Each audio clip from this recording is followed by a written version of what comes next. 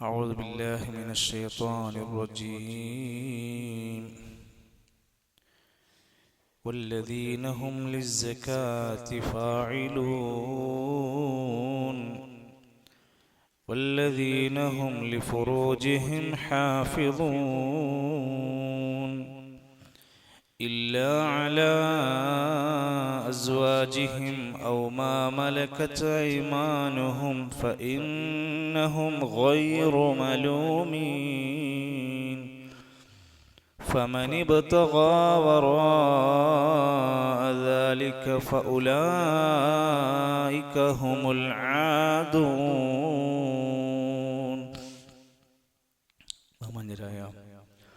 സഹോദരങ്ങളെ, സത്യവിശ്വാസികളെ, അല്ലാഹു സുബ്ഹാനഹു വ തആല നമുക്ക് നൽകിയിട്ടുള്ള സമയവും സമ്പത്തുമെല്ലാം അല്ലാഹുവിൻ്റെ ഇഷ്ടമാർഗത്തിലൂടെ ചെലവഴിക്കാൻ നമുക്കെല്ലാം പടച്ചറപ്പ് തൗഫീഖ് പ്രദാനം ചെയ്യുമാറാകട്ടെ. അല്ലാഹുവിന് വേണ്ടി നമ്മുടെ ജീവിതത്തിലെ വിലപ്പെട്ടതെല്ലാം നൽകാൻ നമ്മൾ ശ്രമിക്കുമ്പോൾ പകരമായി അല്ലാഹു തആല നമുക്ക് മറ്റ് ഒട്ടനേകം ഖൈറുകളാണ് നമ്മെ കാത്തിരിക്കുന്നത്. 168 മണിക്കൂറുള്ള ഒരാഴ്ചയിൽ അള്ളാഹുവിൻ്റെ കലാമ് പഠിക്കാൻ നമ്മൾ ആകെ കൊടുക്കുന്നത് 45 മിനിറ്റ്, 1 മണിക്കൂറിൻ്റെ ഉള്ളിലുള്ള സമയമാണ്. ബാക്കി മണിക്കൂറുകൾ നമ്മൾ നമ്മുടെ ആവശ്യങ്ങൾക്ക് വേണ്ടിയാണ് കൊടുക്കുന്നത്.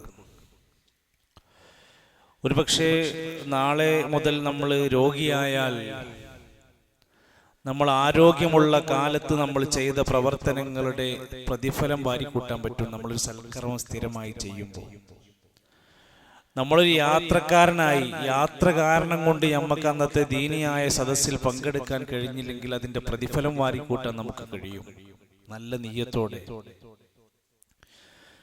നബി സല്ലല്ലാഹു അലൈഹി വസല്ലം പറയാറുണ്ട്, നിങ്ങൾ 5 കാര്യങ്ങൾ സംഭവിക്കുന്നതിന്റെ മുമ്പ് 5 കാര്യങ്ങൾ ഉപയോഗപ്പെടുത്തണം എന്ന് പറയാറുണ്ട്. ആരോഗ്യം രോഗം വരുന്നതിന്റെ മുമ്പ് ഉപയോഗപ്പെടുത്തണം. ജീവിതം മരണം വരുന്നതിന്റെ മുമ്പ് ഉപയോഗപ്പെടുത്തണം. ദാരിദ്ര്യം വരുന്നതിന്റെ മുമ്പ് സമ്പത്ത് ഉപയോഗപ്പെടുത്തണം. വാർദ്ധക്യം വരുന്നതിന്റെ മുമ്പ് നിന്റെ യൗവനം നീ നന്നായിട്ട് ഉപയോഗപ്പെടുത്തണം. ഇതെല്ലാം പറയുന്നത് വരാൻ സാധ്യതയുള്ള 4-5 കാര്യങ്ങളെ എണ്ണി പറഞ്ഞു.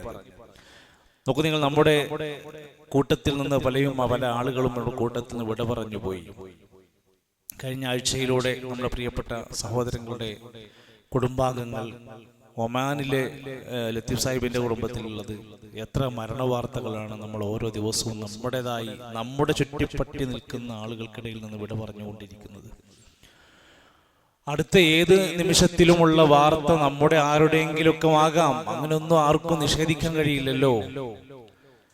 അതുകൊണ്ട് റസൂൽ കരീം സല്ലല്ലാഹു അലൈഹി വസല്ലം പറഞ്ഞത്, അക്സിറൂ ദിക്റ ഹാദിമിൽ ലദ്ദാത്ത്, എല്ലാ സുഖങ്ങളും മുറിച്ചു മാറ്റുന്ന മരണത്തെ നിങ്ങൾ നന്നായി ഓർക്കുക. അത് ഓർക്കുമ്പോ അതിന്റെ കൂടെ അയാളിൽ ഉണ്ടാകുന്നതാണ്. ഇമാം ഖുർത്തുബി റഹ്മത്തുള്ളാഹി അലൈഹി പറയാറുണ്ട്, ഒരാളിൽ മരണചിന്തകൾ വർദ്ധിച്ചു തുടങ്ങിയാൽ അയാളിൽ പിന്നെ 3 കാര്യങ്ങൾ വരും എന്നാണ്. അതിലൊന്ന്, അയാൾ പെട്ടെന്ന് തൗബ ചെയ്യാൻ തുടങ്ങും. മരണമുണ്ട് എന്ന് ചിന്തിച്ച് നന്നാവാൻ തുടങ്ങുന്നതിന്റെ അടയാളാണ് തൗബ ചെയ്യാന്നുള്ളത്. അല്ലാത്തവനത് ചെയ്യൂല, പിന്നെ ആവാ നീട്ടിവെക്കും. രണ്ടാമത്തേത്, അവന്റെ ആരാധനകൾ ഉന്മേഷാകും. അതിൽ ഒരു മടി വരൂല, ഒരു അലസനാകൂല. അതല്ലെങ്കിൽ അതിൽ നിന്ന് ഒരു പിന്തിരിഞ്ഞു പോകുന്ന കർമ്മങ്ങളിൽ നിന്ന് ഒഴിഞ്ഞു മാറുന്ന ഒരു സാഹചര്യം ഉണ്ടാവൂല. മൂന്നാമത്തേത് ഖനാഅത്തുൽ ഖൽബാണ്. ഉള്ളതുകൊണ്ട് തൃപ്തിപ്പെട്ട് ജീവിക്കാൻ അയാൾ ശീലിക്കും. കാരണം ഒരു മരണം പെട്ടെന്ന് വരാനുണ്ട് എന്നുള്ളതും കുറെ വാരിക്കൂട്ടിയിട്ടൊന്നും കാര്യമില്ല എന്നുള്ളതൊക്കെ മനസ്സിലാകുമ്പോൾ അയാൾ ഉള്ളത് കൊണ്ട് തൃപ്തിപ്പെട്ട് ജീവിക്കാൻ ശ്രമിക്കും. ഇതിന് നേർവിപരീതമാണ് മരണം മറന്നാൽ എന്ന് പറയുന്നത്. പലരും നമ്മുടെ കൂട്ടത്തിൽ രോഗികളായി, നിങ്ങൾക്ക് എല്ലാവർക്കും അറിയാമല്ലോ, പള്ളിയിലൊക്കെ ജുമാക്കൊക്കെ വന്നിരുന്ന പലരും ഇപ്പോഴും അവരുടെ വീട് ജുമാക്ക് പോലും വരാൻ കഴിയാതെ വീടുകളിൽ കഴിയുന്ന ആളുകളോട് നിങ്ങൾ പോയി സന്ദർശിച്ചു നോക്കി, അവരോട് ചോദിച്ചു നോക്കി, അവർക്ക് വല്ലാത്ത വിഷമം ഉണ്ടാകുക. വെള്ളിയാഴ്ച പോലും ഒന്ന് പള്ളിക്ക് വരാൻ പറ്റണില്ലല്ലോ. അല്ലാഹു നമ്മുടെ സഹോദരങ്ങൾക്ക് പൂർണ്ണമായ ആഫിയത്തുള്ള ഷിഫ പ്രദാനം ചെയ്യുമാറാകട്ടെ, വേഗത്തിലുള്ള ഷിഫ പ്രദാനം ചെയ്യുമാറാകട്ടെ. നമ്മുടെ ക്ലാസ്സിലെ പഠിതാവായിട്ടുള്ള മുസ്തഫ സാഹിബ് നൗഫലിന്റെ അമ്മോഷൻ കഴിഞ്ഞ ദിവസം വീട്ടിലൊന്ന് വീണ് പരിക്ക് പറ്റിയ വിശ്രമത്തിലാണ്. അള്ളാഹു അദ്ദേഹത്തിന്റെ വേദനകളും പ്രയാസങ്ങളും എല്ലാം രോഗങ്ങളും എല്ലാം പൂർണ്ണമായി ഷിഫയാക്കി കൊടുക്കുമാറാകട്ടെ. എത്രയോ മനുഷ്യന്മാർ അല്ലേ തൻ്റെ ആരോഗ്യത്തിന്റെ തൻ്റെ ജീവിതത്തിന്റെ വിലയറിയാതെ പോകുന്ന എത്രയോ മനുഷ്യന്മാർ നമ്മുടെ ഒക്കെ കൂട്ടത്തിലുണ്ടാകും. ഇവരെയാണ് നമ്മളും നമ്മുടെ ദഅ്വാ രംഗത്ത്, നമ്മുടെ മൊബൈലിൽ, നമ്മുടെ മെസ്സേജ് അയക്കുന്നതിൽ, നമ്മുടെ ഓർമ്മപ്പെടുത്തലിലൊക്കെ ആവശ്യമുള്ള ആൾക്കാരാണ്. തദിക്കിറത്ത് ഓർമ്മപ്പെടുത്തുക, പറഞ്ഞു കൊടുക്കുക, ഉത്ബോധനങ്ങൾ നൽകുക, അത്തരത്തിലുള്ള അവസരങ്ങൾ ഉപയോഗപ്പെടുത്തുക. ഒരു നേർവഴി എന്ന് പറയുന്നത് ഒരു ചെറിയ കാര്യമല്ല. ഒരു വഴിവിളക്കെന്ന് പറയുന്ന ഒരു തീം പോസ്റ്റർ എത്രയോ പേരുടെ ജീവിതത്തിൽ അതുകൊണ്ട് അതിന്റെ ഗുണങ്ങൾ അല്ലെങ്കിൽ അവർ അനുഭവിക്കുന്ന ആ വല്ലാത്ത അനുഭവങ്ങൾ അവർ പങ്കുവെക്കാറുണ്ട് എന്നർത്ഥം. അതുകൊണ്ട് അള്ളാഹുവിന്റെ ഖുർആൻ വിശുദ്ധമായി നമുക്ക് പഠിപ്പിച്ചു തരുന്ന ആശയങ്ങളെ, സാരാംശങ്ങളെ ജീവിതത്തിൽ പകർത്താനും പ്രചരിപ്പിക്കാനും നമുക്ക് കഴിയണം. അള്ളാഹു നമ്മെ സഹായിക്കുമാറാകട്ടെ. സൂറത്ത് മുഅ്മിനൂനിന്റെ ഏതാനും ആയത്തുകൾ നമ്മൾ പഠിച്ചു തുടങ്ങിയിട്ടുണ്ട്. ഇന്ന് നമുക്ക് പഠിക്കാനുള്ളത് 5, 6, 7 ആയത്തുകളാണ്. ആ ആയത്തുകൾ കഴിഞ്ഞ ദിവസങ്ങളിലായി ഓതി പഠിച്ചിട്ടുണ്ട്, ഒന്നുകൂടിയും ആവർത്തിക്കുകയാണ്. അഊദു ബില്ലാഹി മിനശ് ശൈത്വാനിർ റജീം വല്ലദീന ഹും ലിസ്സകാത്തി ഫാഇലൂൻ. അവിടെ മുതൽ നോദിക്കെല്ലാവരും.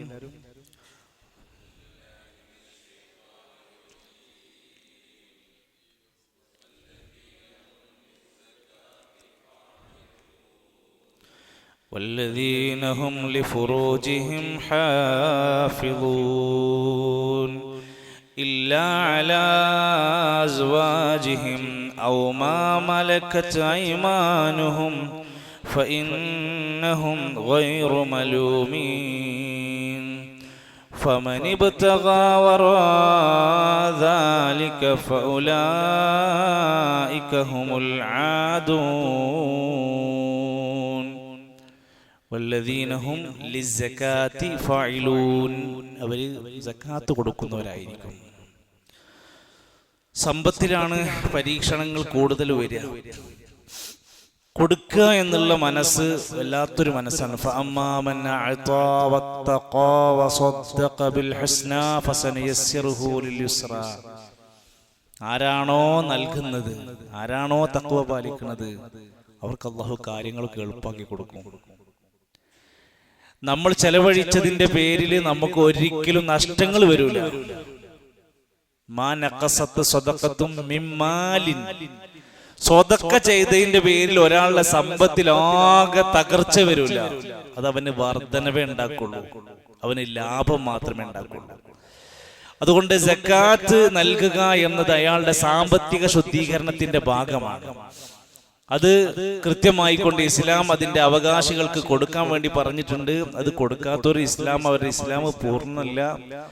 പല സ്വഹാബിമാരുടെയും ചരിത്രത്തിൽ കാണാൻ സാധിക്കും, അവര് റസൂൽ കരീം സല്ലല്ലാഹു അലൈഹി വസല്ലമയുടെ കാലശേഷം ചില ആൾക്കാരൊക്കെ പറയാൻ തുടങ്ങി, നബി വഫാത്തായി കഴിഞ്ഞിട്ടുണ്ട്, ഇനി സക്കാത്ത് വേണ്ട. അപ്പോ ആദ്യമായി ഖലീഫയായി വന്ന അബൂബക്കർ സിദ്ദീഖ് റളിയല്ലാഹു അൻഹു പറഞ്ഞ വാക്കുണ്ട്, ഒരൊട്ടകത്തിന്റെ കയറാണ് സക്കാത്ത് കൊടുക്കാൻ ബാക്കിയുള്ളതെങ്കിൽ ഞാനത് വേടിക്കും, യുദ്ധം ചെയ്യേണ്ടി വന്നാൽ ഞാൻ യുദ്ധം ചെയ്യും. അഥവാ അതിന്റെ കണിശത ഓർമ്മപ്പെടുത്തി എന്നുള്ളതാണ് അതിന്റെ സൂചന. അതേപോലെ തന്നെ റസൂൽ കരീം സല്ലല്ലാഹു അലൈഹി വസല്ലം ഈ വിഷയത്തിൽ പഠിപ്പിച്ച സക്കാത്ത് പോലെ തന്നെ, അല്ലെങ്കിൽ ആ അവകാശം അതിന്റെ പാവപ്പെട്ട ആളുകളുടെ വിഹിതമാണ്, അത് അവർക്ക് കൊടുക്കാനുള്ളതാണ്. വഫീ അംവാലിഹിം ഹഖ്ഖുൽ ലിസ്സായിലി വൽ മഹ്റൂം. അവരുടെ സമ്പത്ത് മുഴുവൻ അവർക്കും അവരുടെ കുട്ടികൾക്കും ഭാര്യക്കും മാത്രമുള്ളതല്ല. വഫീ അംവാലിഹിം, അവരുടെ സമ്പത്തിൽ ഹഖ്ഖുൻ, ഒരു അവകാശമുണ്ട്, ലിസ്സായിലി, ചോദിച്ചു വരുന്ന ആളുകൾക്ക്, വൽ മഹ്റൂം, തടയപ്പെട്ട ദാരിദ്ര്യം അനുഭവിക്കുന്ന കഷ്ടപ്പെടുന്നവർക്കും കൂടി മൂല സമ്പത്തിലൊരു വിഹിതമുണ്ട്. ആ വിഹിതം കൊടുക്കണം. അതുകൊണ്ടാണ് ചില മുൻഗാമികളായ ആളുകളൊക്കെ അവരുടെ വീട്ടിലേക്ക് യാചകരായി വരുന്ന സമയത്ത് അവർ പറയാറുണ്ട്, എൻ്റെ പരലോകത്തേക്കുള്ള വിഭവം ഒരുക്കി തരാൻ വേണ്ടി എൻ്റെ വീട്ടിലേക്ക് വന്ന മനുഷ്യ, മർഹബൻ ബിക്, നിനക്ക് സ്വാഗതമുണ്ട്. നമ്മളെ വീട്ടിലേക്ക് അല്ലെങ്കിൽ നമ്മളെ കടയിലേക്ക് ഒരാൾ 2-3 ഭിക്ഷക്കാർ വന്നാൽ നമ്മളെ മാനസികാവസ്ഥ എന്തായിരിക്കും? നമുക്ക് എത്ര പ്രയാസം ഉണ്ടാകും അതില്ലേ? ഒരടുപ്പിച്ചൊരാഴ്ചൻ്റെ ഉള്ളിൽ 1-2 പിരിവ് നമ്മളോട് വന്ന് ഇങ്ങനെ ഉണ്ട് എന്ന് പറഞ്ഞു, പൈസ കൊടുത്തിട്ടുണ്ടാവില്ല, എന്നാലും പിരിവ് ഉണ്ട് എന്ന് കേട്ടാൽ തന്നെ നമുക്ക് ഉണ്ടാവില്ല, ചൊറിച്ചിലുണ്ടാവില്ല. എന്റെ പരലോകത്തേക്കുള്ള വിഭവം ഒരുക്കാൻ എനിക്ക് ചാൻസ് തന്ന മനുഷ്യ, മർഹബൻ ബിക്, നിനക്ക് സ്വാഗതം. അത്ര അതിനെ പറ്റി കാണാൻ പറ്റുള്ളൂ. നമ്മളെ കൊണ്ടൊരു വാക്കാണ് പറയാൻ പറ്റിയെങ്കിൽ ഒരു നല്ല വാക്ക് പറഞ്ഞൊരു പ്രാർത്ഥനയോടെ അയാൾ പറഞ്ഞേക്കാം. എന്തെങ്കിലും ചെറിയ വിഹിതം കൊടുക്കാൻ കഴിയുമെങ്കിൽ അത് കൊടുത്തതിന് ബർക്കത്തിന് വേണ്ടി പ്രാർത്ഥിക്കാം. നമ്മുടെ പരിചയത്തിൽ ഒരാളെ കൊണ്ട് അതിലേക്ക് എന്തെങ്കിലും സഹായിക്കാൻ പറ്റുമോ അത് ഓർമ്മപ്പെടുത്താം. യൂത്തിന്റെ ദഅവ ഫണ്ട് നടന്നുകൊണ്ടിരിക്കുകയാണ്. നമ്മളെ കൊണ്ട് കഴിയാവുന്ന രൂപത്തിൽ നമുക്ക് ഏൽപ്പിക്കപ്പെട്ട ആ ടാർഗറ്റെങ്കിലും പൂർത്തിയാക്കാൻ വേണ്ടി നമ്മളെല്ലാവരും ഒന്ന് ശ്രമിക്കാം. അതിന്റെ പൂർണ്ണമായ വിഹിതത്തിലേക്ക് നമുക്ക് എത്തിക്കഴിഞ്ഞാൽ അതിന്റെ ഒരു ശതമാനം നമ്മുടെയും ശാഖകളിലേക്ക് ഉപയോഗപ്പെടുത്താൻ കൂടെ പറ്റുന്നതാണ്. മാത്രമല്ല അതിലേക്ക് സാമ്പത്തിക സഹായം ചെയ്യുന്ന കേരളത്തിൽ നടക്കുന്ന മുഴുവൻ ദഅവത്തിന്റെയും വലിയ ഗുണങ്ങൾ അയാൾക്ക് അനുഭവിക്കാൻ പറ്റുന്നുള്ള അതിന്റെ സ്വതക്കന്റെ ആ ഫضل കൂടെ മനസ്സിലാക്കുക. അടുത്ത് നമുക്ക് പറയാനുള്ളത് അവരുടെ മറ്റൊരു വിശ്വാസികളുടെ മറ്റൊരു പ്രധാനപ്പെട്ട ഗുണമായി പറയുന്നത് ഒരു ലൈംഗിക വിശുദ്ധിയെ കുറിച്ചാണ്. ആയത്തിലേക്ക് നമുക്ക് പോകാം. അഊദു ബില്ലാഹി മിനശ് ശൈത്വാനിർ റജീം. വല്ലദീന ഹും ലിഫുറൂജിഹിം ഹാഫിദൂൻ.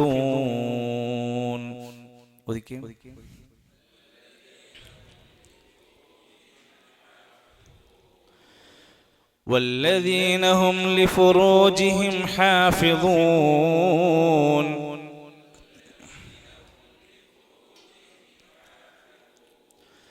إلا على أزواجهم أو ما ملكت أيمانهم فإنهم غير ملومين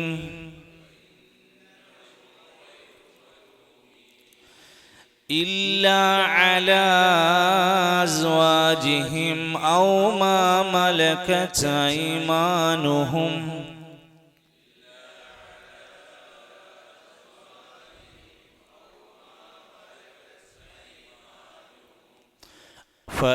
فإنهم غير ملومين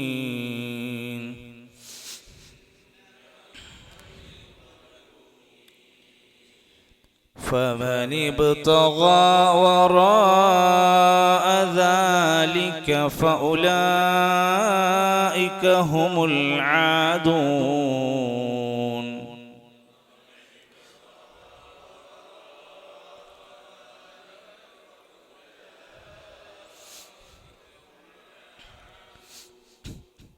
فمن ابتغى وراء ذلك فأولئك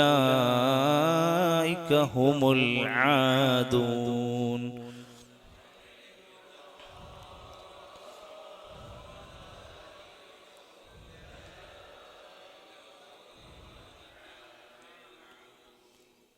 ഏഴാമത്തെ ആയത്ത് വരെ നമ്മൾ പോതിയത്.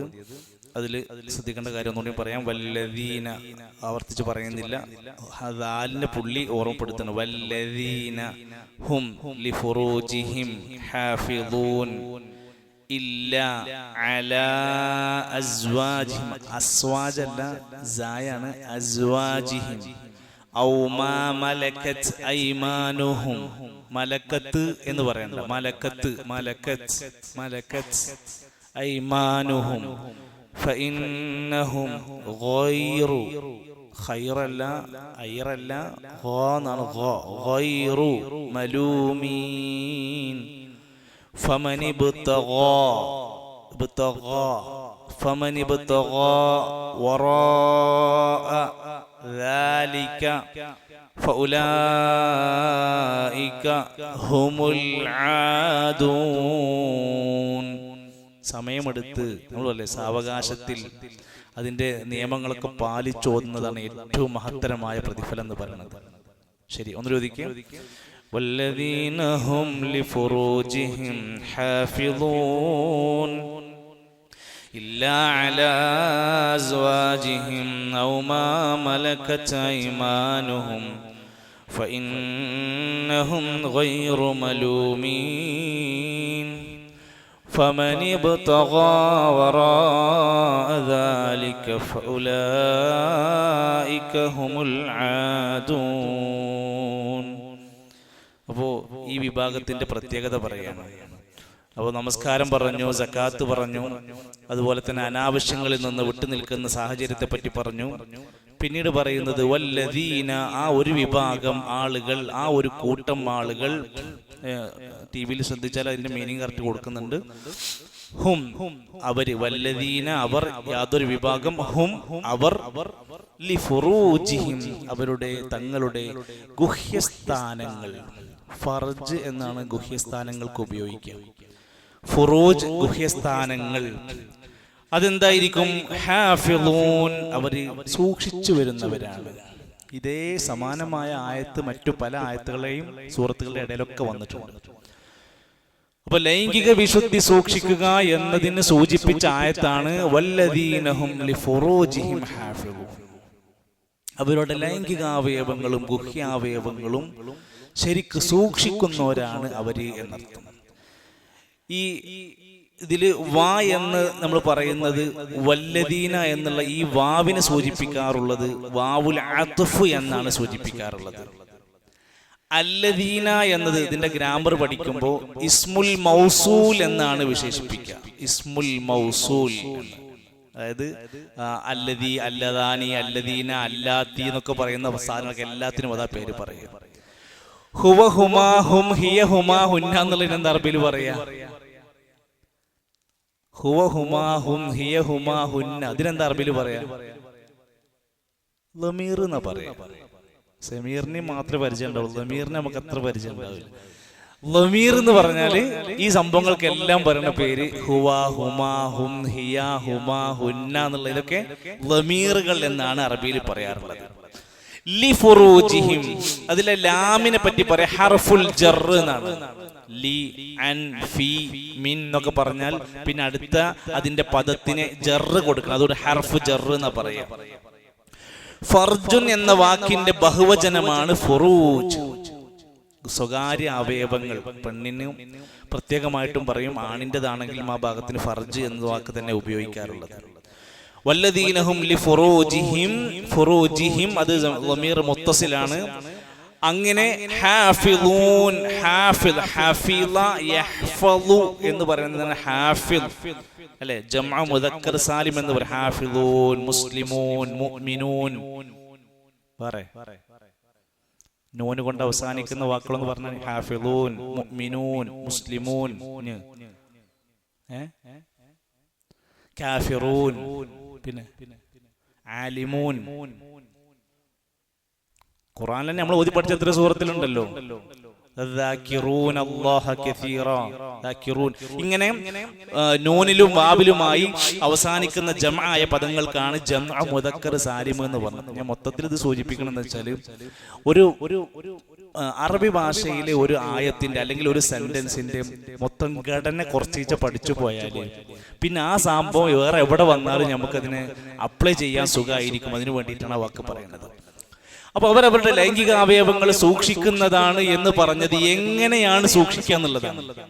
ഇല്ല അലാ അസ്വാജിഹിം ഔ മാ മലകത് ഐമാനുഹും ഫഇന്നഹും ഗൈറു മലൂമീൻ.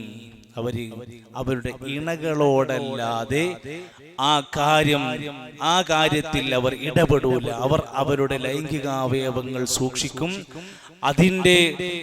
അത് കാണിക്കുന്നതോ അല്ലെങ്കിൽ അത് സ്പർശിക്കുന്നതോ അതുമായി ബന്ധിക്കുന്നതോ ആയത് തന്റെ ഇണയോടൊപ്പമായിരിക്കും. ഔ അല്ലെങ്കിൽ മാ മലകത് ഐമാനുഹും തങ്ങളുടെ അധീനതയിലുള്ള അടിമ സ്ത്രീകളുമായി. ആ ഒരു കാലഘട്ടത്തിൽ ഖുർആൻ ഇറങ്ങിയ ഈ സൂറത്തൊക്കെ ഇറങ്ങുന്ന സമയത്തൊക്കെ അവിടെ അടിമകളുള്ള ഒരു കാലഘട്ടമായിരുന്നു. അപ്പൊ സ്വാഭാവികമായും അവർക്ക് അവരുടെ അധികാരം ഉണ്ടായിരുന്നു.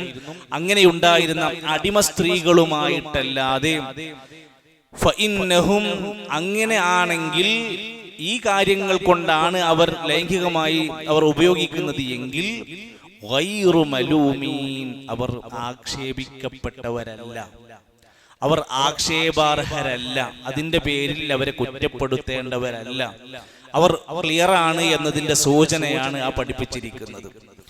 അവിടെ രണ്ട് വാക്കുകൾ ശരിക്കും ശ്രദ്ധിച്ചു നോക്കുക. ഒന്ന് അസ്വാജ്. എന്താ സൗജ് എന്നുള്ള വാക്കിന്റെ അർത്ഥം? സൗജ് ഈണ എന്നാണ് അതിന്റെ അർത്ഥം. ഭാര്യ ഭർത്താവ് എന്ന വാക്കിനേക്കാൾ അത് നമ്മൾ പറയുന്ന ഒരു പരസ്പരം മനസ്സിലാവാൻ വേണ്ടി ഉപയോഗിക്കുന്ന വാക്കാണ് ഭാര്യ ഭർത്താവ്. ഭർത്താവ് എന്ന് പറഞ്ഞാൽ ഭരിക്കുന്ന ആള്, ഭാര്യ എന്ന് പറഞ്ഞാൽ ഭരിക്കപ്പെടുന്നവൾ എന്നൊക്കെ അർത്ഥമാണ് ശരിക്കും വരിക.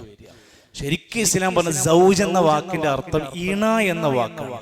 വഖലഖനാകും അസ്വാജ, നിങ്ങളെ ഇണകളാക്കി പഠിച്ചു.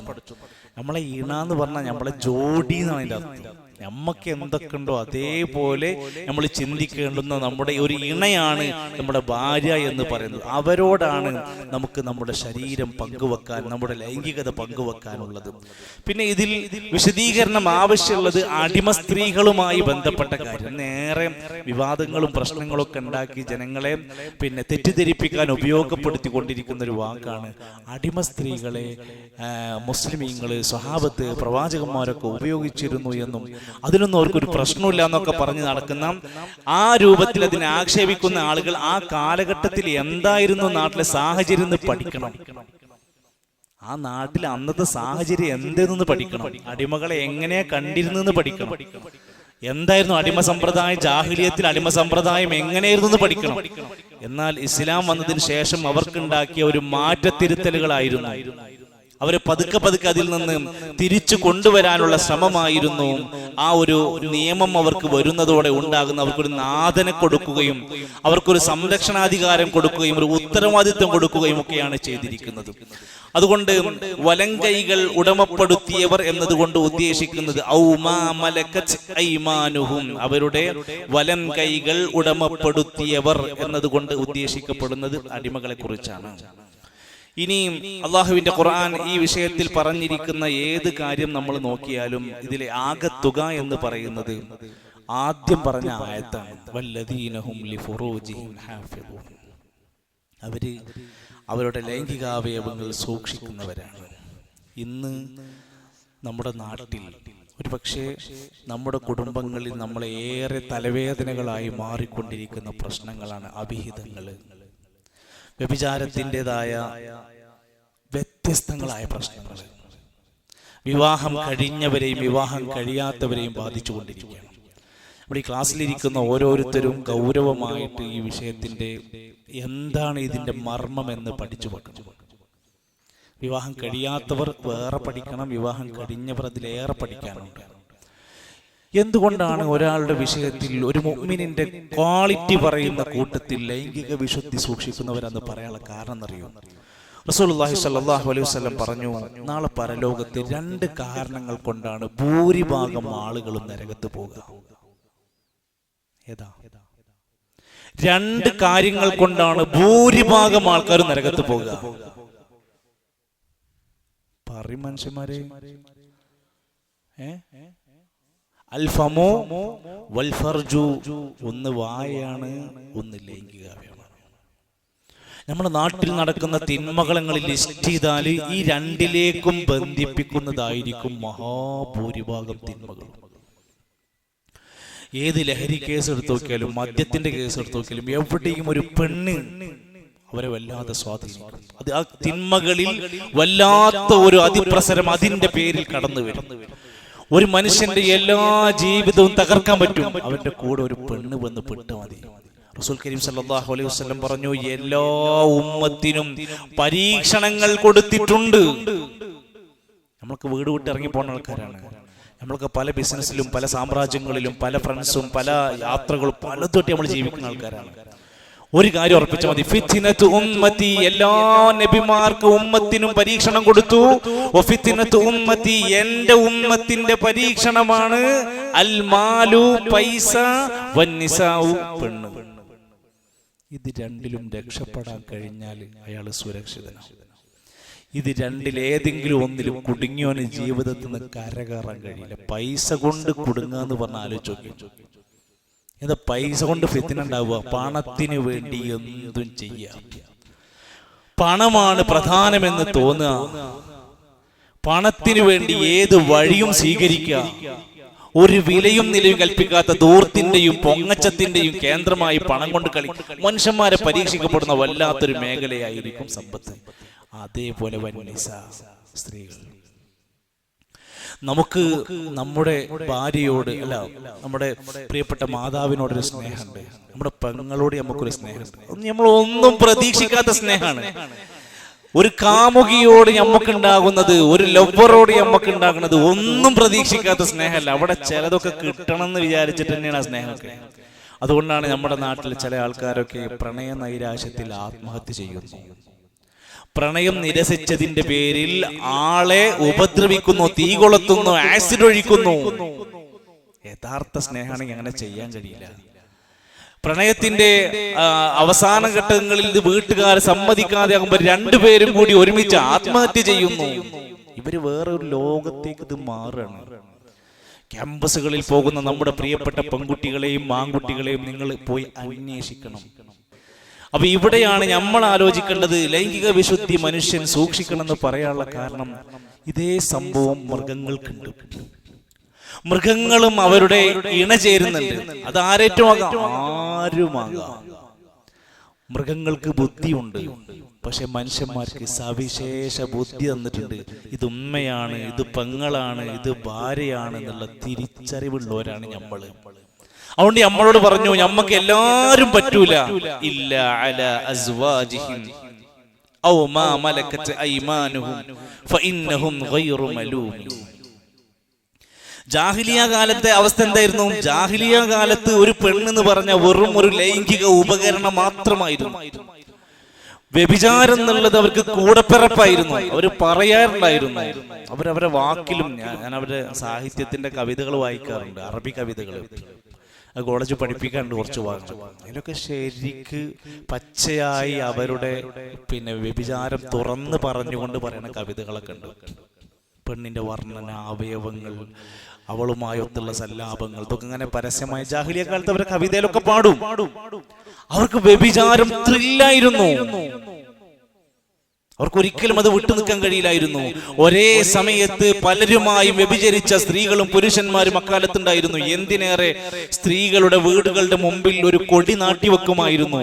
ആർക്കെങ്കിലും ആവശ്യമുണ്ടെങ്കിൽ വന്നോളൂ, ഞങ്ങൾ റെഡിയാന്നുള്ളതിന്. അത്രക്ക് പരസ്യമായിരുന്നു. ഇന്ന് ജാഹിലിയത്ത് മാറി അല്ലേ? നമ്മളൊക്കെ ഭയങ്കര ഇസ്ലാമിയത്തും സംസ്കാരമൊക്കെ മാറി എന്ന് പറയുന്ന നമ്മുടെ നാട്ടിൽ, കേരളത്തിൽ അടക്കം ഇന്ന് അതേ അവസ്ഥയിലേക്ക് മനുഷ്യർ കൂപ്പുകുത്തിക്കൊണ്ടിരിക്കുകയാണ്. കുത്തഴിഞ്ഞ ലൈംഗിക സംസ്കാരത്തിലേക്ക് വരികയാണ്. എത്ര സംഭവങ്ങളെ നമ്മുടെ നാട്ടിൽ! ലൈംഗിക അതിക്രമം, പീഡനം, ബലാത്സംഗം, അവിഹിതങ്ങൾ, എന്തെല്ലാം ഇതുമായി ബന്ധിപ്പിച്ചുകൊണ്ട് പോയിക്കൊണ്ടിരിക്കുകയാണ്. സ്വതന്ത്ര ലൈംഗികതയ്ക്ക് വേണ്ടി വാദിച്ച് സമരം ചെയ്യാൻ തുടങ്ങിയ കാലമാണ്. ഞങ്ങൾ ഇഷ്ടപ്പെട്ട പോലെ. എന്താ LGBT ഒക്കെ പഠിപ്പിക്കുന്നത്?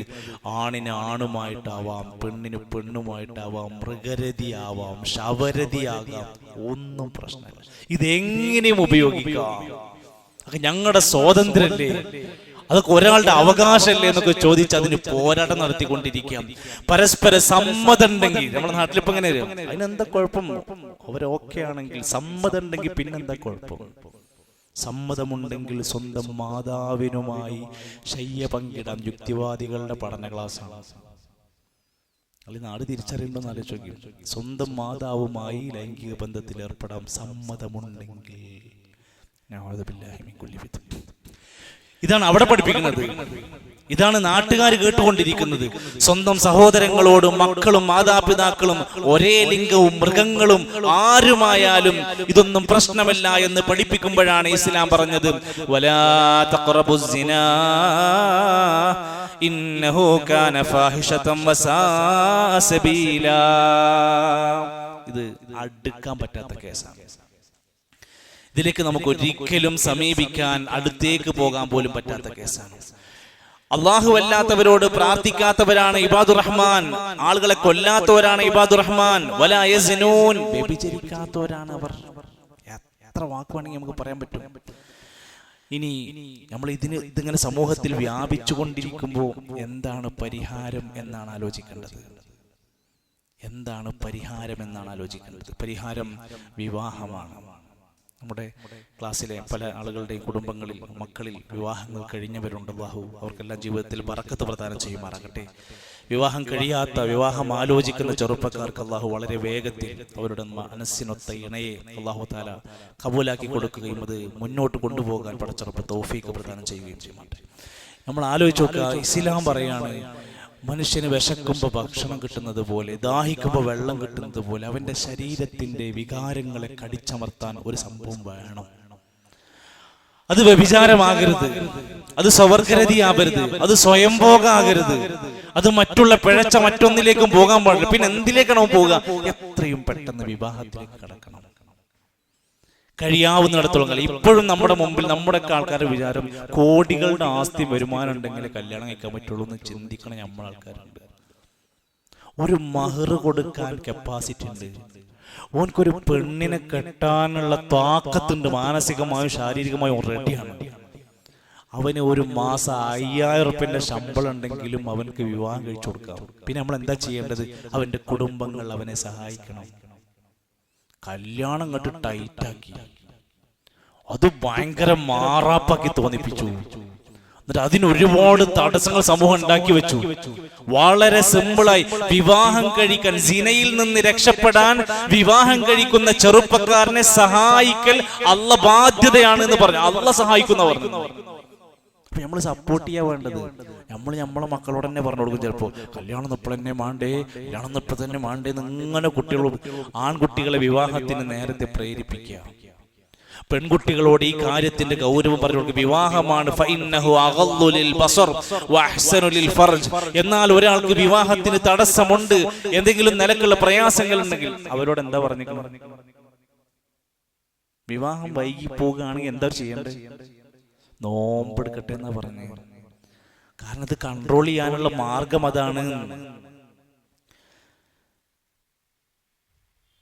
ഇത് കൺട്രോൾ ചെയ്യാൻ റസൂൽ സല്ലല്ലാഹു അലൈഹി വസല്ലമ തങ്ങൾ പറഞ്ഞു, നിങ്ങൾ എനിക്ക് ഉറപ്പ് തരുമോ? നിങ്ങൾ എനിക്ക് ഉറപ്പ് തരുമോ? 2 കാര്യത്തിൽ. നിങ്ങളുടെ തുടകൾക്കിടയിലുള്ളതും നിങ്ങളുടെ താടിയെല്ലുകൾക്കിടയിലുള്ളതും നിങ്ങൾ എനിക്ക് ഉറപ്പ് തന്നാൽ. ഏതൊക്കെയാണ്?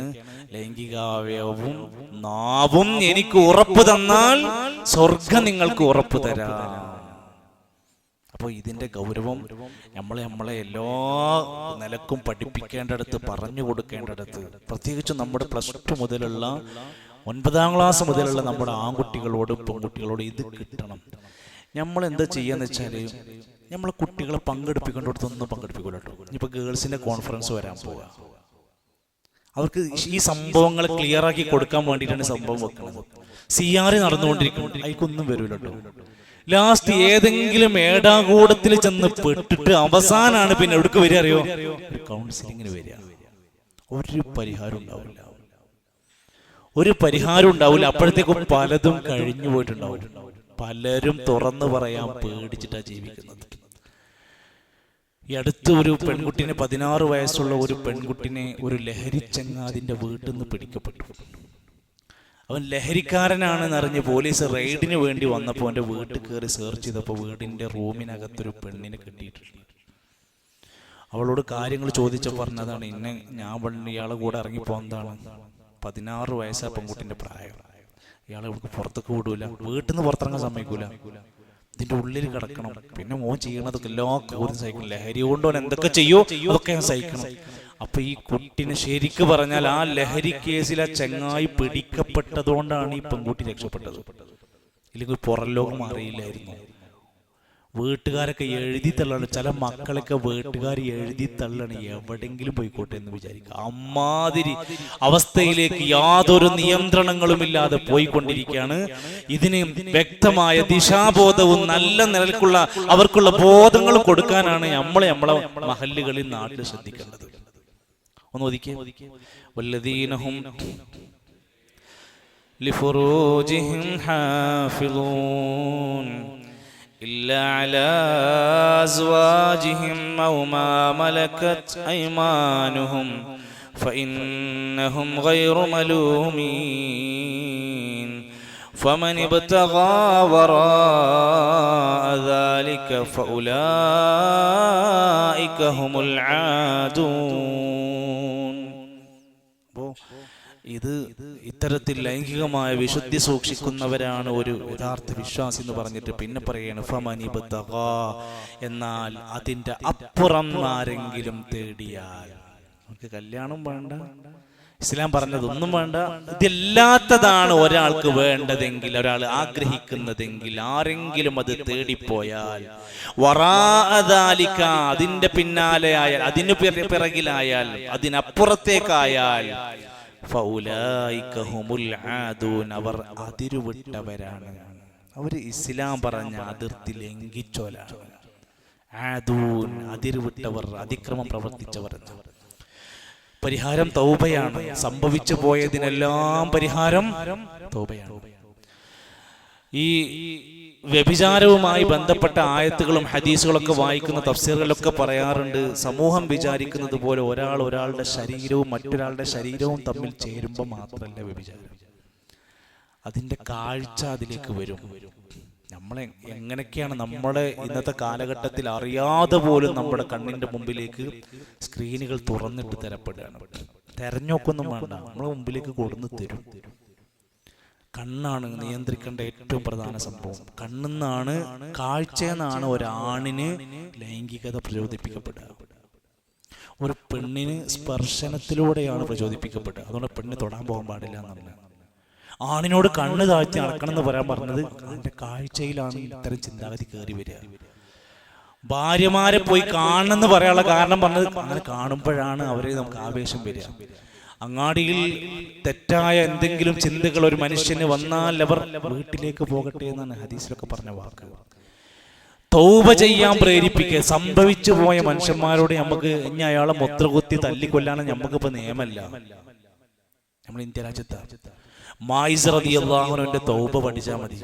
സ്വയം ഏറ്റു പറയാണ്, നബി സല്ലല്ലാഹു അലൈഹി വസല്ലമയുടെ മുമ്പിലേക്ക് വന്നിട്ട് വധശിക്ഷയ്ക്ക് ഏറ്റുവാങ്ങാൻ ഞാൻ തയ്യാറാണ്, ഞാൻ സംഭവിച്ചു പോയി എന്ന്, അങ്ങോട്ട് ആരും അറിയാതെ സംഭവിച്ചത്. എന്നിട്ടും അദ്ദേഹം തിരുന്നു പറഞ്ഞു, എനിക്ക് രക്ഷപ്പെടണം നബിയെ. ഗർഭിണിയായ സ്ത്രീ വന്നു. മായിസിന്റെ കൂടെ ഉണ്ടായിരുന്ന സ്ത്രീ ആയിരുന്നു. അവർക്ക് ഗർഭം ചുമന്നിരുന്നു. പല പ്രാവശ്യം അവരെ തിരിച്ചയച്ചു. അവരുടെ പ്രസവം കഴിഞ്ഞ് വരാൻ പറഞ്ഞു. പ്രസവിച്ചു കഴിഞ്ഞപ്പോൾ വന്നു, നബിയെ ഇനി എന്ന് ശിക്ഷ നടപ്പിലാക്കി തരണം.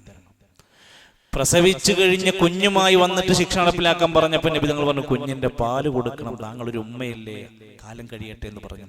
മുലകുടി നിർത്തിയപ്പോൾ തന്നെ ഉടൻ ആ സ്ത്രീ വന്നിട്ട് പറഞ്ഞു, നബിയെ ഇനി ശിക്ഷ നടപ്പിലാക്കണം. ആ സ്ത്രീയെ വധശിക്ഷ നടപ്പിലാക്കുക. മദീനത്ത് പോകുന്ന ആൾക്കാർക്ക് കാണാൻ സാധിക്കും, മായിസ് റളിയല്ലാഹു അൻഹുവിന്റെ വധശിക്ഷ നടപ്പിലാക്കിയ മണ്ണുണ്ട്. മുസ്തഫ പോയപ്പോൾ കാണിച്ചു, ഒരു ഗ്രൗണ്ട് പോലത്തെ ഒരു ഏരിയയാണ്. മായിസ് റളിയല്ലാഹുവിന്റെ കൂടെ ഉണ്ടായിരുന്ന പിന്നെ സ്ത്രീ ഗർഭിണിയായിരുന്നു. പിന്നെ പ്രസവിച്ചു, കുട്ടി കഴിഞ്ഞു, എല്ലാം കഴിഞ്ഞ് ആ സ്ത്രീക്ക് വധശിക്ഷ നടപ്പിലാക്കുകയാണ്. വ്യഭിചാരത്തിന്റെ ശിക്ഷയെ പറ്റി നിങ്ങൾ ആലോചിച്ച് നോക്കി. എറിഞ്ഞുകൊല്ലാണ്. ചിലയിടത്ത് നമുക്ക് നിങ്ങൾ വിവാഹിതരല്ലെങ്കിൽ അവരെ നാടുകടത്തിൽ 100 അടിയടിക്കലും നാടുകടത്തിലുമാണ്. വിവാഹിതരാണെങ്കിൽ എറിഞ്ഞുകൊല്ലും, ജീവൻ നഷ്ടപ്പെടുന്നത് വരെ എറിഞ്ഞുകൊല്ലാണ്. ഇനിയെങ്കിലും നമ്മൾ വായിച്ച് മനസ്സിലാക്കേണ്ട സംഭവമാണത്. അതുകൊണ്ട് രണ്ടുപേരുടെയും തൗബ അള്ളാഹു സ്വീകരിച്ചു എന്നും അള്ളാഹു സ്വർഗം അവർക്ക് പകരമായി നൽകുകയും ചെയ്തു എന്ന് നബി സല്ലല്ലാഹു അലൈഹി വസല്ലമ പറയുകയും അവരോട് ആ കാര്യത്തിൽ ഇനി ആർക്കും വെറുപ്പുണ്ടാകാൻ പാടില്ല എന്നൊക്കെ സൂചിപ്പിച്ച വാക്കുകളൊക്കെ കാണാൻ സാധിക്കും. ഇന്ന് അതിന്റെ മറ്റൊരു പകർപ്പായി വ്യഭിചാരം വ്യാപിക്കുകയാണ്. കുട്ടികൾ മുതൽ പടുവൃദ്ധരായ ആളുകൾ വരെ ലൈംഗികാതിക്രമങ്ങൾക്ക് വിധേയകളെ. 82കാരിയെ പീഡിപ്പിച്ചു, 2 വയസ്സുള്ള കുട്ടിനെ പീഡിപ്പിച്ചു, 3.5 വയസ്സുള്ള കുട്ടിനെ പീഡിപ്പിച്ചു. ചിന്തിച്ചോക്കിങ്ങള്, നമ്മൾ കാണുന്ന വാർത്തയിൽ എത്ര വാർത്ത കാണുന്നത്. ചെറിയ ചെറിയ മക്കളെ ഇതിനൊക്കെ ദുരുപയോഗപ്പെടുത്തുക. സ്കൂളിലൊക്കെ പഠിക്കുന്ന മക്കൾക്ക് മിഠായി കൊടുത്തിട്ടും പൈസ കൊടുത്തിട്ടും അവനവന്റെ ആവശ്യങ്ങൾക്ക് വേണ്ടി നടന്നുകൊണ്ടിരിക്കുന്ന എത്ര മനുഷ്യന്മാർ നമ്മളെ ഇടയിലുണ്ട്. സമൂഹത്തിന്റെ ഇടയിൽ ഷെറ കൊണ്ട് നടക്കുന്ന കുറെ ആൾക്കാരുണ്ടെന്നുള്ള ബോധം വേണം. നല്ല കാവലിന് വേണ്ടി ചോദിക്കണം. എന്തിനേറെ ചേർത്ത് പിടിക്കുന്നവർ, ചേർത്ത് പിടിക്കേണ്ട വാപ്പ, ജ്യേഷ്ഠൻ, അനിയൻ, മാമൻ, എത്രയോ സംഭവം നമ്മുടെ അടുത്ത് വന്നിട്ടുണ്ട്. എത്രയോ സംഭവങ്ങൾ. സ്വന്തം മാമൻ ഉമ്മയുടെ ആങ്ങള പീഡിപ്പിച്ച കേസ് വന്നിട്ടുണ്ട്. ആലോചിച്ച് 6ാം ക്ലാസ് മുതൽ എത്ര സംഭവങ്ങൾ നമ്മുടെ നാട്ടിൽ. സ്വന്തം വാപ്പ കാരണം കൊണ്ട് ഗർഭം ചുമന്ന പെൺകുട്ടികളുണ്ട്, സ്വന്തം വാപ്പാനെ കൊണ്ട്. ഇതിന്റെ ഗൗരവം എങ്ങനെയാണ് നമ്മൾ സമൂഹത്തിൽ പഠിപ്പിക്കാം? നല്ല ഭയപ്പാടോടെ ആലോചിക്കുക. ആത്മീയത പറയുന്ന ആളുകൾ, ആത്മീയത പഠിപ്പിക്കുന്നവർ വരെ ഈ വിഷയത്തിന്റെ കാര്യത്തിൽ ഇന്ന് ഭയപ്പെടുത്തുന്ന സംഭവങ്ങളുമായിട്ട് നഊദു ബില്ലാഹ് നമ്മൾ ഓരോരുത്തരും ആലോചിക്കുക. എത്രയെത്ര സംഭവങ്ങളാണ് നമ്മുടെ മുമ്പിലേക്ക് വരുന്നത്. ഇതിന്റെ ലാസ്റ്റ് വരുന്ന സംഭവം എന്ന് പറഞ്ഞാൽ പ്രത്യാഘാതങ്ങൾ, സൈഡ് എഫക്റ്റ് എന്താന്ന് വെച്ചാൽ കുടുംബം തകരും. ഇത്തരം സംഭവങ്ങൾ വരുന്നതോടെ അയാളുടെ ലൈഫ് തകരും, സാമൂഹിക ഭദ്രത തകരും, പിന്നെ നാഥനുണ്ടാവില്ല, ശരിയാവണ്ണം കുടുംബം നിയന്ത്രിക്കുന്ന അവസ്ഥ ഉണ്ടാവില്ല. എല്ലായിടത്തും പല നിലക്കുള്ള സാമൂഹിക പ്രശ്നങ്ങൾ വരും. വാപ്പയാരാണ് എന്നറിയാത്ത കുറെ കുട്ടികളുണ്ടാവും. കുഞ്ഞ് പ്രസവിച്ചത് ആരുടെ എന്ന് ചോദിച്ചാൽ ഓൾക്ക് പറയാൻ കഴിയില്ല. കുറെ ആൾക്കാരുണ്ടാവും. പിതാവറിയാത്ത കുട്ടികളുണ്ടാവും. മാരകമായ ലൈംഗിക രോഗങ്ങൾ, HIV പോലെ, സിഫിലിസ് പോലെ എത്രയോ രോഗങ്ങൾ ഇന്ന് കേരളത്തിന്റെ കണ്ണൂർ മുതൽ എടുത്തോളിങ്ങൾ HIV വർദ്ധിച്ചുകൊണ്ടിരിക്കുകയാണ്. ഒന്ന് ഇഞ്ചക്ഷന്റെ ഉപയോഗം, മറ്റേ ലഹരിക്കാര് ഫുള്ള് എടുത്ത് ഉപയോഗിക്കുന്ന ഈ സാധനങ്ങൾ മറ്റുള്ളവർ ഉപയോഗിച്ച സിറിഞ്ചൊക്കെ എടുത്തിട്ട് ഉപയോഗിച്ചുകൊണ്ടിരിക്കുന്നത്. HIV വർദ്ധിച്ചുകൊണ്ടിരിക്കുകയാണ്. മറ്റു മാരകമായ രോഗങ്ങൾ, ലൈംഗിക രോഗങ്ങൾ പുറത്തു പറയാൻ പറ്റാത്തതുകൊണ്ടാണ്. നിങ്ങളൊന്ന് പോയി അന്വേഷിക്കും. പുറത്തു പറയാൻ പറ്റാത്ത രൂപത്തിൽ ലൈംഗിക രോഗങ്ങൾ വർദ്ധിച്ചുകൊണ്ടിരിക്കാം. ഇനി അതിനേക്കാൾ ഉപരിയായി മഹാനായ ലൂത്ത് നബി അലൈഹിസ്സലാമിന്റെ ഖൗമിനെ 4 ശിക്ഷ കൊണ്ട് പരീക്ഷിച്ചിട്ടുണ്ടെങ്കിൽ ഇതേത് നാട്ടിലുണ്ടോ ആ നാട്ടിൽ വലിയ ശിക്ഷകൾക്ക് കാരണമാകും. ബാക്കി ആലോചിക്കുക. ഓരോ രാജ്യങ്ങളിൽ ഇറങ്ങിയിട്ടുള്ള ശിക്ഷകളും ആ രാജ്യത്തിന്റെ അവസ്ഥയും വായിച്ചു നോക്കി. ഓരോ രാജ്യങ്ങളിലുള്ള ഭൂകമ്പവും സുനാമിയും മറ്റു സംഭവങ്ങളൊക്കെ നിങ്ങൾ വായിച്ചിട്ട് ആ നാട്ടിലത്തെ കൾച്ചർ എന്താണെന്നും കൂടി ഒന്ന് നിങ്ങൾ പഠിച്ചു നോക്കി. അള്ളാഹുവിന്റെ അദാബ് വരുമെന്ന പേടി ഉണ്ടാവണം. അള്ളാഹു നമ്മെ കാത്ത് രക്ഷിക്കുമാറാകട്ടെ. എല്ലാവിധ സാമൂഹിക വിപത്തുകളിൽ നിന്ന്, ഷർറുകളിൽ നിന്ന് അള്ളാഹു നമുക്ക് സുരക്ഷ നൽകുമാറാകട്ടെ. മുഅ്മിനീങ്ങളുടെ യഥാർത്ഥ ഗുണങ്ങളായി പഠിപ്പിച്ച നന്മകളിലേക്ക് വളരെ കുറഞ്ഞ കാര്യങ്ങളാണ് പറഞ്ഞത്. വല്ലദീനഹും ലിസ്സകാതി ഫാഇലൂൻ വല്ലദീനഹും ലിഫുറൂജിഹിം ഹാഫിളൂൻ ഇല്ലാ على أزواجهم أو ما ملكت أيمانهم فإنهم غير ملومين فمن ابتغى وراء ذلك فأولئك هم العادون. ഇൻഷാ അല്ലാഹ് ചില കാര്യങ്ങൾ കൂടെ ഇതിലേക്ക് ചേർത്ത് പഠിക്കാനുണ്ട്. നമുക്കത് വിശദീകരിക്കണം. അല്ലാഹു സുബ്ഹാനഹു വ തആല നമുക്ക് നൽകുന്ന മഹത്തരമായ പടച്ചറപ്പിന്റെ അനുഗ്രഹങ്ങൾക്ക് നന്ദി കാണിച്ചു. ദീന് പഠിച്ചു.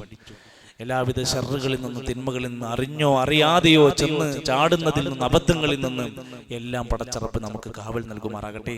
എല്ലാവിധ ശർറുകളിൽ നിന്നും അള്ളാഹു നമുക്ക് സുരക്ഷ നൽകുമാറാകട്ടെ. നമ്മുടെ കുടുംബത്തിൽ അള്ളാഹു കൺകുളിർമയും സന്തോഷവും അധികരിപ്പിച്ച് നൽകുമാറാകട്ടെ. അള്ളാഹുവെ, ഞങ്ങളിൽ പ്രിയപ്പെട്ടവരായ സഹോദരങ്ങൾ, രോഗികളായവരൊക്കെ അള്ളാഹു എല്ലാവർക്കും പൂർണ്ണമായ ശിഫ നൽകണേ. അള്ളാഹുവെ, ഞങ്ങളുടെ കുടുംബത്തിന്റെ മക്കളിലൂടെ, ഇണകളിലൂടെ ഞങ്ങൾക്ക് കൺകുളിർമയും സമാധാനവും നൽകണമേ. ഞങ്ങളുടെ മക്കളെ സ്വാലിഹീങ്ങളാക്കി അനുഗ്രഹിക്കണമേ. അള്ളാഹുവെ, നിന്റെ കാരുണ്യത്തിന്റെ തിരുനോട്ടത്തിൽ നിന്ന് ഞങ്ങൾക്ക് ഒരിക്കലും നഷ്ടമാകാത്ത രൂപത്തിൽ നിന്റെ യഥാർത്ഥ മുത്തഖീങ്ങൾ ഞങ്ങളെ ഉൾപ്പെടുത്തുന്ന റഹ്മാനെ. ربنا تقبل منا إنك أنت السميع العليم وتب علينا إنك أنت التواب الرحيم. ربنا توفنا مسلمين والحقنا بالصالحين. ربنا تقبل منا إنك أنت السميع العليم وتب علينا إنك أنت التواب الرحيم. وصلى الله على نبينا محمد والحمد لله رب العالمين. بارك الله فيكم وجزاكم الله خيرا. سبحانك اللهم وبحمدك أشهد أن لا إله إلا أنت أستغفرك وأتوب إليك.